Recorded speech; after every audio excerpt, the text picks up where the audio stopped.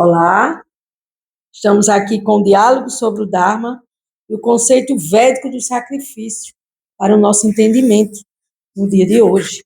Já vamos começar aqui com Bhagavad Gita, capítulo 4, verso 37, que nos diz exatamente o seguinte: o conhecimento transcendental representa o fogo que consome a lenha, simbolizada pelas reações acumuladas, karma, ao longo de várias vidas. Então, qual é o ensinamento que nós vamos obter aqui neste verso do Bhagavad Gita? Assim como fogo ardente reduz a lenha a cinzas, repetindo, assim como fogo ardente reduz a lenha a cinzas, ó Arjuna, o fogo do conhecimento reduz todas as reações pecaminosas do karma a cinzas. Então, é através do conhecimento que nós podemos nos purificar e nos libertar deste mundo material. Os mestres de Bhakti Yoga sempre nos dizem isso.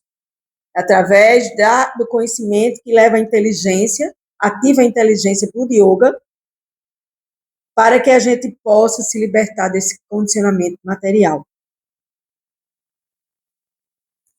Quando alguém adquire o conhecimento transcendental que revela a verdade sobre a alma, a natureza do mundo material e a relação com Deus, as reações kármicas que poderiam manter a alma presa no ciclo de nascimento e morte são destruídas. Assim, o praticante se torna livre das influências materiais e avança em direção à realização espiritual. Geralmente, nós estamos aqui nesse mundo material e nós queremos nos realizarmos ou realizarmos-nos nas coisas materiais. E aí é onde está todo o problema. Sem conhecimento, não se sai desse condicionamento. É até um mantra. Sem conhecimento, mantra é repetição de palavras. Não se sai deste condicionamento. E que condicionamento é esse? Que nós devemos aprender sobre ele. Aprender que nós trazemos uma bagagem kármica e que sem o entendimento acerca dessa bagagem, nós não vamos nos purificar. Nós vamos continuar ignorantes e adquirindo mais e mais ignorância através das nossas atitudes materiais. Pensar, sentir e desejar separado de Deus. Para aquele que vê Brahman, Deus, em todas as coisas, Brahman é a oferenda. Brahman é o guia sacrificial, o combustível. Brahman é o fogo e também o próprio sacerdote responsável pela oferenda, já que estamos falando do conceito védico de sacrifício. Em última análise, Brahman é o resultado final da oferenda. Então, tudo que eu faço, tudo que eu como, tudo que eu dou, tudo que eu recebo, eu oferto a Deus. O fogo é também frequentemente associado à luz, ao conhecimento, para dissipar a escuridão e a ignorância. Então, dissipar a ignorância, dissipar a escuridão, porque ignorância é escuridão. Então, o fogo é a chama do conhecimento divino que ilumina o caminho para a libertação. Porque o fogo simboliza a energia de Deus que alimenta todo o cosmos. A presença do fogo é central e é presente nos sacrifícios, principalmente dentro da cultura védica. Tudo que existe é Brahman. Tudo que existe é Deus. Deus está em tudo e tudo está em Deus.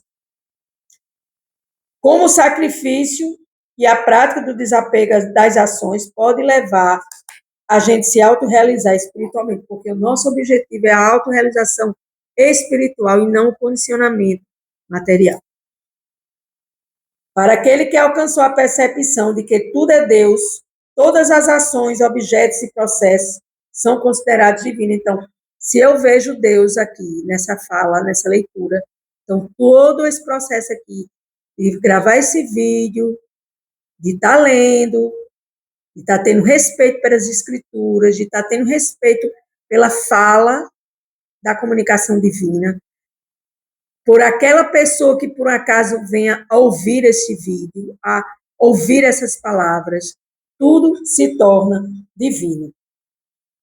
É a unidade e a conexão espiritual com o absoluto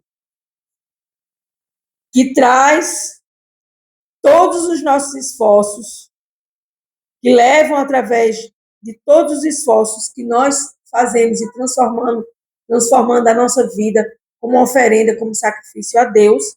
Assim nós vamos entrar nesse estado de realização e união com o Supremo. Então, tudo que eu faço para Deus. Então, eu estou purificando toda essa oferenda, todo esse pensar, todo sentir, todo agir, e ofertando a Deus na minha consciência, no meu coração, e tudo se torna divino. Tudo há de se tornar divino com esse poder da intenção. A intenção de purificação e de sacrifício a Deus. Bhagavad Gita, capítulo 4, verso 30. Todos estes executores que sabem o significado do sacrifício purificam-se das reações pecaminosas e, tendo saboreado o néctar, os resultados dos sacrifícios, eles avançam em direção à atmosfera eterna e suprema. O que esse verso quer dizer? Que o desapego dos frutos é um sinal de avanço espiritual, um sinal de você entender que você não deve se atrelar aos resultados das suas atividades. Outro exemplo prático aqui. Eu estou aqui fazendo essa leitura, eu não tenho que ficar preocupada se alguém vai ver, se alguém vai gostar, se alguém vai deixar o joinha, o like. Não, eu sei que eu estou fazendo para Deus, e que eu e Deus a gente já viu, a gente já está aqui, eu e ele estudando aqui esses textos, essas leituras do meu mestre espiritual Chandramukhi Swami, e que eu não tenho que ficar apegado aos frutos desse trabalho.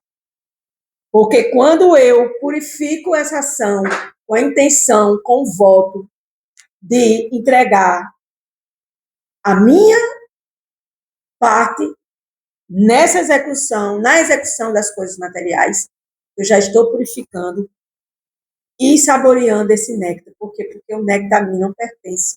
O néctar, o sabor do resultado, o néctar é algo doce.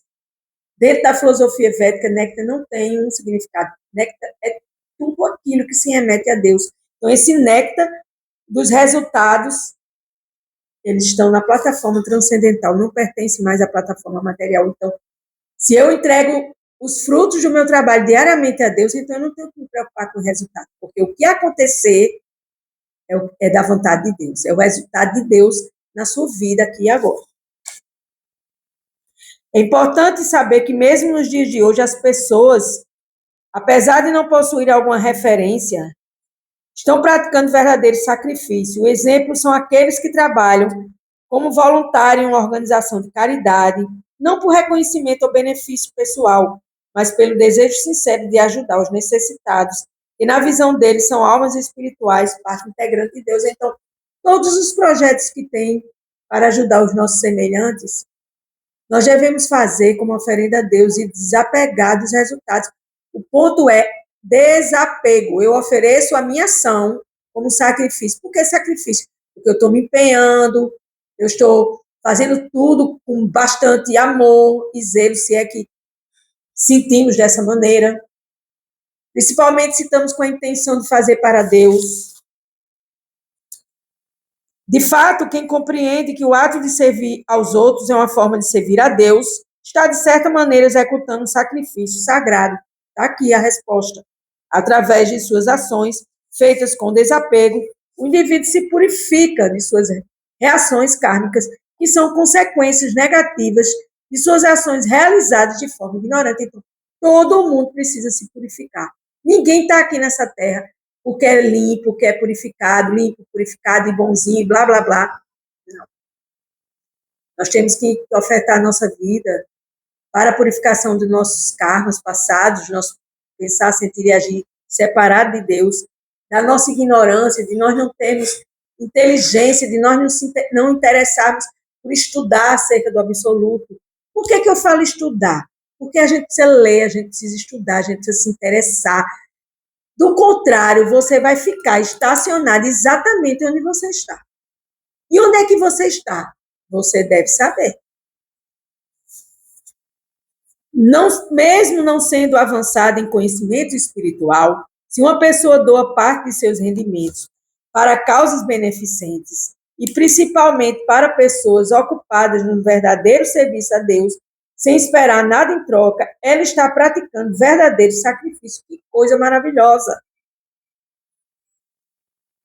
Mesmo não sendo avançada em conhecimento espiritual, se uma pessoa doa parte de seus rendimentos para as causas beneficentes e principalmente para pessoas ocupadas no verdadeiro serviço a Deus, sem esperar nada em troca, ela está praticando um verdadeiro sacrifício.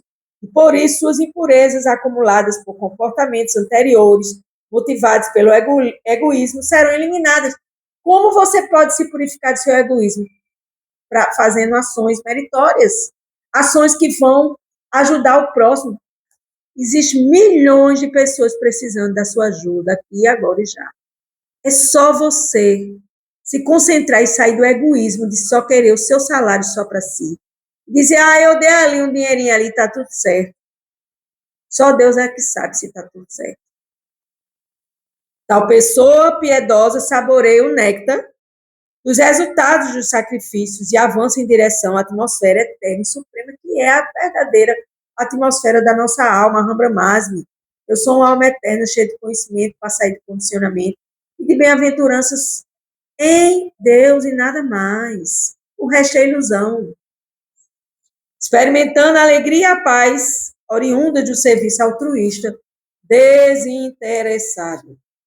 Porque quando você se interessa em ser o maioral do projeto, onde você diz, eu fiz, eu faço, eu tenho esse resultado, aquilo ali beneficiou tantas pessoas, aí você já está contaminando a sua ação altruísta.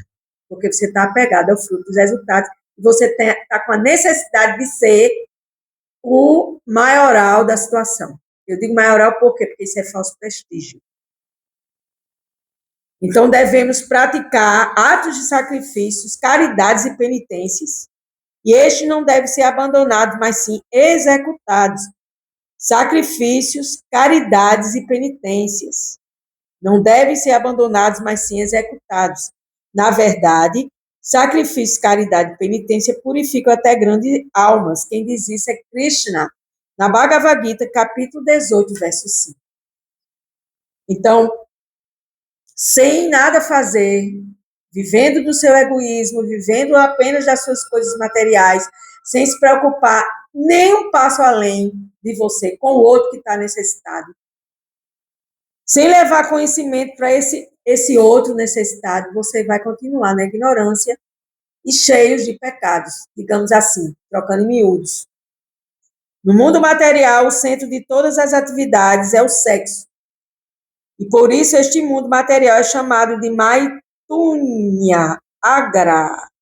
Maitunya Agara. Ou algemas da vida sexual. Na prisão habitual, os criminosos são mantidos atrás das grades. De modo o semelhante, os criminosos que desobedecem às leis do Senhor estão acorrentados à vida sexual. Por quê? Porque isso é luxúria. E Krishna Bhagavad Gita diz que existem 3 portas para a degradação, para a ignorância, para a escuridão. Ira, cobiça e luxúria. E as pessoas que só pensam em sexo, só pensam no prazer dos sentidos, estão nesse processo de estarem presas, mantidas atrás de grades, condicionadas pelos sentidos, como um vício. Vício não é só em beber, fumar e se drogar, não.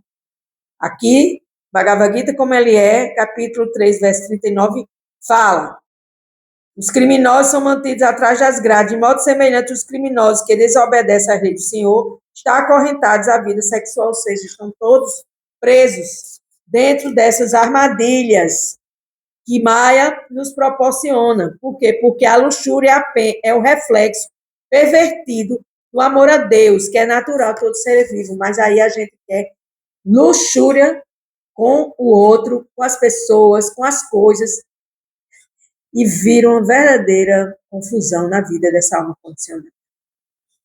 Então, conceito védico do sacrifício, diálogo sobre o Dharma, aqui falando de vários versos da Bhagavad Gita, e falando que devemos sermos piedosos para que a gente ofereça o resultado desse sacrifício, dessa piedade, dessas caridades, das penitências, né? Porque se fala muito em penitência, né?